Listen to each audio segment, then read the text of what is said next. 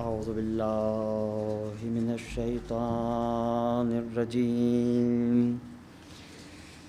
بسم اللہ الرحمن الرحیم الحمد للہ رب العالمین والصلاة والسلام علی اشرف الانبیاء والمرسلین سیدنا ونبینا ومولانا بالقاسم محمد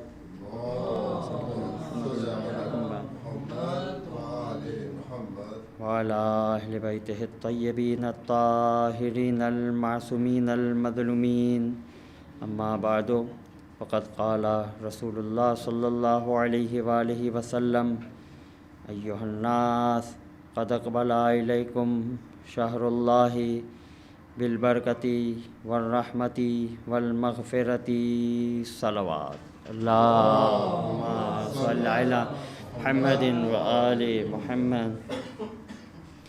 رمضان المبارک کی ان بہترین راتوں میں سعادتوں کو سمیٹنے کے لیے، توفیقات میں مزید اضافے کے لیے صاحبان علم و عمل کے درمیان میں جس موضوع کا انتخاب کیا ہے وہ موضوع ہے خطبہ شعبانیہ کی روشنی میں رمضان کی فضیلت۔ اور اس حوالے سے خطبہ شعبانیہ کے ابتدائی جملے کی تلاوت کرنے کا شرف آپ صاحبان علم و فہم کے سامنے حاصل کیا کہ جس میں اللہ کے رسول نے منفرد انداز میں اللہ کے مہینے کی فضیلت کو اجاگر کیا۔ مشہور و معروف خطبہ کہ جس کے بارے میں محدثین کہتے ہیں کہ یا تو یہ خطبہ اللہ کے رسول نے شعبان کے آخری جمعے میں مسجد النبوی میں تلاوت فرمایا، یعنی اپنی زندگی کے آخری ایام میں جب شعبان کا مہینہ آیا تو آخری جمعے میں اللہ کے رسول نے خطبہ دیتے ہوئے مسجد النبوی میں خطبہ شعبانیہ ارشاد فرمایا کہ جس میں پیغمبر اسلام اپنے چاہنے والوں کو یہ بتانا چاہ رہے تھے کہ تم لوگ جان لو کہ اللہ کے مہینے کی فضیلت اللہ کے نزدیک کیا ہے۔ ٹھیک ہے، اچھا اس کے مقابلے میں ایک اور قول یہ ملتا ہے کہ نہیں، شعبان کے مہینے میں ابھی 3 دن باقی تھے، یعنی رمضان ابھی شروع نہیں ہوا تھا، اس وقت اللہ کے رسول نے یہ خطبہ ارشاد فرمایا، جبکہ اس کے مقابلے میں ایک اور تیسرا اور آخری قول کہ آخری شعبان میں، شعبان کی آخری تاریخوں میں سے کسی ایک دن اللہ کے رسول نے یہ خطبہ ارشاد فرمایا۔ بہرحال لیکن خلاصہ یعنی یہی نکلا کہ شعبان کے مہینے میں آخری تاریخوں میں پیغمبر اسلام نے اپنی امت کے درمیان میں رمضان کے مہینے کی فضیلت کو بیان کرنے کے لیے اپنے اصحاب کے درمیان میں اس خطبے کو ارشاد فرمایا، اور کس طریقے سے؟ بڑا بہترین انداز، منفرد انداز۔ ایھا الناس، اے لوگو، پہلے اللہ کے رسول متوجہ کر رہے ہیں، اے لوگو یعنی تم لوگ متوجہ ہو جاؤ، تمہاری توجہ مجھ محمد مصطفیٰ کی طرف ہو۔ کیوں؟ کیونکہ آج میں تم سے اسی انداز میں اہم بات کہنے جا رہا ہوں جس طریقے سے غدیر کا جب میدان آئے گا تو میں یہی ایھا الناس کہوں گا۔ توجہ ہے؟ جب غدیر کا میدان آئے گا، علی مرتضیٰ کی امامت کا اعلان ہوگا، اس وقت بھی میں یہی ایھا الناس کے الفاظ کے ذریعے سے سہارا لیتے ہوئے تمہاری توجہ کو اپنی طرف مبذول کراؤں گا۔ ٹھیک ہے، کیا کہا؟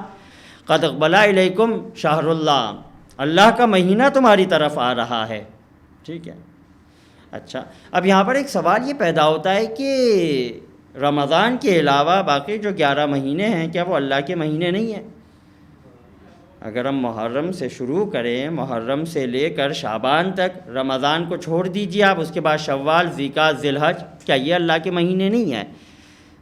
ٹھیک ہے، جبکہ قرآن مجید میں بھی پروردگار عالم نے سورہ توبہ میں ارشاد فرمایا ہے کہ اِنَّ عِدَّةَ الشُّهُورِ عِندَ اللَّهِ 12، اللہ کے نزدیک 12 مہینے معتبر ہے۔ محرم، صفر، ربیع الاول سے آپ لے کر چلیں، شوال، ذیقعدہ، ذی الحج، یہ 12 مہینے۔ اگر 12 کے 12 مہینے اللہ کے مہینے ہیں تو پھر اللہ رمضان کو اپنے مہینے کے ساتھ کیوں نسبت دے رہا ہے، کیوں ملا رہا ہے؟ کہہ دیتا تمام کے تمام مہینے اللہ کے، شہر اللہ محرم بھی ہے، شہر اللہ صفر بھی ہے، شہر اللہ ربیع الاول بھی ہے، اسی انداز میں، ٹھیک ہے۔ تو شاید وجہ یہ ہو سکتی ہے کہ اب اس کو سمجھانے کے لیے میں ایک اور بات سے سہارا لوں، اور وہ کیا؟ مساجد اللہ کا گھر ہے، ٹھیک ہے۔ روئے زمین پہ جتنی بھی مسجدیں بنی تھی، بنی ہے، بنیں گی، تمام کی تمام کیا ہے؟ اللہ کا گھر ہے۔ ایسا ہے یا نہیں ہے؟ ٹھیک ہے۔ موسیٰ علیہ السلام نے بھی اپنے زمانے میں بنی اسرائیل کے درمیان میں مسجد بنائی۔ آیت اللہ علامہ ہاشم بہرانی اس بات کو تفسیر برہان میں نقل کرتے، بہترین مسجد بنائی۔ اور جب مسجد بنا دی تو حضرت موسیٰ علیہ السلام فرمانے لگے کہ اس مسجد میں خاص حالت میں کوئی داخل نہیں ہوگا سوائے میرے وسیع ہارون کے، ہارون کی زوجہ اور ہارون کے بیٹوں کے۔ واضح ہو رہی ہے بات؟ کیوں؟ اللہ کا گھر ہے تو ہے مسجد اللہ کا گھر۔ بیت المقدس بنایا حضرت داؤد علیہ السلام نے، تعمیر مکمل کی حضرت سلیمان نے اپنے زمانے میں، کیا اللہ کا گھر نہیں ہے؟ ہے اللہ کا گھر۔ پیغمبر نے اپنے زمانے میں مسجد النبوی بنائی، کیا اللہ کا گھر نہیں ہے؟ ہے اللہ کا گھر۔ لیکن جب اللہ فضیلت بتانے میں آتا ہے تو خانے کعبہ کو اپنے سے منسوب کر کے کہتا ہے بیت اللہ۔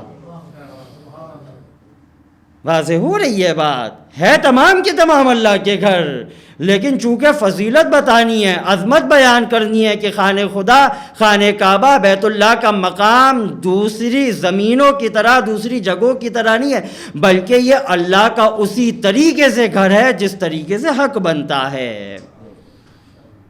واضح ہے؟ بالکل اسی طریقے سے تمام کے تمام مہینے اللہ کے، لیکن اب چونکہ رمضان کی فضیلت بیان کرنی ہے کہ رمضان کی فضیلت دوسرے مہینوں کی طرح نہیں ہے، اس وجہ سے محمد مصطفیٰ نے رمضان کو حکم خدا سے ما ینطق عن الہویٰ ان ہوا الا وحی یوحیٰ کے مطابق حکم خدا سے اللہ کی طرف نسبت دی۔ قد اقبل الیکم شہر اللہ، اللہ کا مہینہ آ رہا ہے تمہاری طرف، ٹھیک ہے۔ اور دیکھیں اللہ کا جب مہینہ ہے تو کتنا مبارک مہینہ ہے، اللہ کا مہینہ ہے نا رمضان، پہلی رمضان سے لے کر آخری رمضان تک کتنا مبارک مہینہ ہے کہ اللہ تعالیٰ جب اپنے انبیاء علیہ السلام کے اوپر کتابوں کو نازل کرنے کا ارادہ کرتا ہے تو کسی اور مہینے کا انتخاب نہیں کرتا، اگر کرتا ہے تو رمضان کا کرتا ہے۔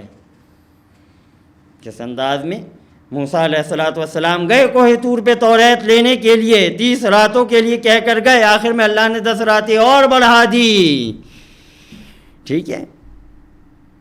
کون سی رات میں پروردگار عالم نے موسیٰ علیہ السلام کے اوپر توریت کو نازل کیا؟ 6 رمضان، یہی رمضان کا مہینہ، 6ٹھی رات۔ اور آگے آئیے، حضرت عیسیٰ روح اللہ کا زمانہ آیا، فلسطین میں زندگی گزاری حضرت عیسیٰ علیہ السلام نے، انجیل نازل ہونے والی ہے عیسیٰ روح اللہ کے اوپر، اللہ کس مہینے کا انتخاب کر رہا ہے؟ رمضان کا کر رہا ہے، 12ویں کی رات تھی۔ اور آگے آئیے، جناب داؤد علیہ السلام اگرچہ کہ حضرت عیسیٰ علیہ السلام سے پہلے کے نبی ہیں، لیکن جب پروردگار عالم ارادہ کرتا ہے کہ ہم اپنے بندے داؤد کو زبور جیسی معتبر اور مقدس کتاب دیں تو اس کے لیے بھی رمضان کے مہینے کا انتخاب کرتا ہے اور 18ویں روزے کی رات کو منتخب کرتا ہے۔ یہ داؤد اب ختم مرتبت، عظیم نبی، عظیم کتاب، عظیم مہینہ، عظیم رات، یعنی کیا مطلب؟ شب قدر میں اپنے نبی کے اوپر قرآن کو نازل کر کے قرآن مجید میں بتا دیا کہ ہم نے تو اس قرآن کو شب قدر میں نازل کیا۔ ایک صلوات پڑھے محمد و آل محمد پر، محمد و آل محمد۔ تو یہ رمضان کی فضیلت، انتخاب کیا چاروں کتابوں کے لیے، رمضان کے مہینے کا نسبت دی، رمضان کو اپنی طرف نسبت دی۔ اور کیا ہے، اب اللہ کے رسول کیا ارشاد فرما رہے ہیں خطبہ شعبانیہ میں، قد اقبل الیکم شہر اللہ بالبرکتی، برکت کے ساتھ آ رہا ہے رمضان کا مہینہ، خالی نہیں آ رہا۔ برکت کا مطلب کیا ہے؟ شیخ فخر الدین ترائیی مجموع البحرین میں برکہ مادے میں مختلف معنی اس کے لکھتے ہیں، جن میں سے ایک مطلب یہ ہے کہ جب کسی شے میں، جب کسی چیز میں اللہ کی طرف سے زیادتی پیدا ہو جائے، اللہ کی طرف سے وہ چیز بڑھنے لگے، تو اس کا مطلب یہ ہے کہ اللہ نے اس چیز میں برکت پیدا کر دی ہے۔ ٹھیک ہے، اور پھر شیخ فخر الدین ترائیی مثال بھی بڑی بہترین دیتے ہیں کہ جناب نوح علیہ السلام کی قوم کے اوپر جب طوفان آیا، طوفان تھم گیا، نوح کی کشتی ایک مقام پہ آ کے رک گئی، نوح اس زمین پہ انہوں نے قدم رکھا، اولاد نوح بھی ہے، ذریت نوح بھی ہے، اصحاب نوح بھی ہیں۔ اس وقت پروردگار عالم نے جس درخت کو سب سے پہلے پیدا کیا، اس میں اتنی برکت رکھی کہ نوح اور نوح کے بعد 70 انبیاء نے اس درخت کے پھل سے برکت حاصل کی۔ برکت پروردگار عالم پیدا کرتا ہے۔ ایک درخت ہے، ایک شجر ہے، لیکن زمانہ جناب نوح علیہ السلام سے اس میں فائدے کی جو تاثیر اللہ نے پیدا کی، جناب ابراہیم علیہ السلام کے بعد تک وہ درخت حکم خدا سے اپنا فائدہ پہنچاتا رہا۔ اسے برکت کہتے ہیں۔ ٹھیک ہے، اب اگر رمضان کے مہینے کی بات کی جائے تو رمضان میں بھی اسی طریقے سے پروردگار عالم برکت پیدا کرتا ہے۔ کس طریقے سے برکت پیدا کرتا ہے؟ جس انداز میں اللہ کے رسول نے بھی خطبہ شعبانیہ میں آگے ارشاد فرمایا، قرآن کی ایک آیت پڑھو گے، ثواب ایک آیت جتنا نہیں، 10 آیتوں کے برابر نہیں، ایک سورے کے برابر نہیں، بلکہ ایک آیت کا ثواب یہ ہے کہ تم نے عام مہینوں میں مکمل قرآن کو ختم کیا ہو۔ یہ برکت ہے۔ ٹھیک ہے، اور کیا برکت ہے؟ اب اس پہ انشاءاللہ مزید تفصیلی روشنی ہم ڈالیں گے آگے کے دروس میں۔ اور کیا برکت ہے؟ پیغمبر اسلام ارشاد فرماتے ہیں کہ عام مہینوں میں میرا چاہنے والا مجھ محمد مصطفیٰ کے اوپر اور میری آل کے اوپر صلوات پڑھتا ہے۔ ایک صلوات پڑھے محمد والے محمد پر، محمد و آل محمد، اس کا اپنا فائدہ ہے، اس میں کوئی شک نہیں۔ لیکن اللہ کے رسول ارشاد فرماتے ہیں کہ جو کوئی بھی مجھ محمد مصطفیٰ کے اوپر رمضان کے مہینے میں کثرت کے ساتھ صلوات پڑھے گا، قیامت کے میدان میں اس کو یہ میری صلوات یہ فائدہ پہنچائے گی کہ جب نامہ اعمال میں نیکیاں کم ہوگی، برائیاں زیادہ ہوگی، تو میری صلوات آ کے نیکی کے ترازو کو بھر دے گی۔ یہ برکت ہے۔ ٹھیک ہے، اور کس انداز میں برکت؟ واجب نماز پڑھو گے، عام مہینوں میں پڑھتے ہیں، نہیں معلوم پروردگار عالم نے قبول کی ہے یا نہیں کی، تمام شرائط کا خیال رکھا ہے، دعا آخر میں کرتے ہیں کہ رحمان ہماری اس نماز کو اپنی بارگاہ میں قبول کر دے تاکہ قیامت کے میدان میں ہم رسوا نہ ہوں۔ ہر مومن کی، ہر مسلمان کی یہ آرزو ہوتی ہے۔ ٹھیک ہے، لیکن رمضان کے مہینے میں یہ برکت کس انداز میں مل رہی ہے؟ محمد مصطفیٰ ارشاد فرماتے ہیں کہ رمضان کے مہینے میں جو واجب عمل کرو گے، محمد دنیا میں اس بات کی ضمانت دیتا ہے کہ اللہ قبول کرے گا۔ یہ ہے برکت۔ اور اس کے علاوہ بہت سے آپ برکتوں کے معنی کو اس خطبے میں محسوس کر سکتے ہیں کہ پروردگار عالم کے رسول نے کس انداز میں رمضان کے مہینے کو با فضیلت، معتبر، با عظمت اور اہمیت والا مہینہ قرار دیا ہے۔ ٹھیک ہے، تو ہماری اس درس کا خلاصہ کیا ہوا؟ خلاصہ یہ ہوا کہ رمضان کا مہینہ اللہ تعالیٰ نے جو انتخاب کیا ہے، اس کی ایک وجہ تو یہ ہے کہ پروردگار عالم اپنے رسول کے ذریعے سے یہ بات مسلمانوں کے نزدیک بیان کر دے کہ یہ مہینہ عام مہینوں کی طرح نہیں ہے، بلکہ اس مہینے میں ثواب کے جو درجات ہیں وہ بڑھا دیے جاتے ہیں۔ یہ مہینہ اور اس میں جو دن ہے عام دنوں کی مانند نہیں ہے، بلکہ اس کے دن وہ ہے کہ اگر تم عمل کرو گے تو اللہ تمہارے عمل کو قبول کرے گا۔ اس کی راتیں عام مہینوں کی راتوں کی مانند نہیں ہے، بلکہ اس کی راتیں اتنی بافضیلت ہے کہ اللہ ان راتوں میں اپنی مقدس کتابوں کو مقدس انبیاء کے اوپر نازل کرتا ہے۔ اور انہی معروضات کے ساتھ پروردگار عالم سے دعا کرتے ہیں کہ بار الہ ہمیں رمضان کے مہینے میں بہترین انداز میں خلوص نیت کے ساتھ عبادت کرنے کی توفیق عنایت فرما، ہمیں زیادہ سے زیادہ قرآن مجید کی تلاوت کرنے کی توفیق عنایت فرما، ہمیں زیادہ سے زیادہ اس مہینے میں نیکیوں کو سمیٹنے کی توفیق عنایت فرما۔ بار الہ اس مبارک مہینے کے وسیلے سے امام زمانہ کے ظہور میں تعجیل فرما اور ہمیں سید کے اعوان و انصار میں شمار فرما۔ بر محمد و آل محمد صلوات، اللہم صل علی محمد و آل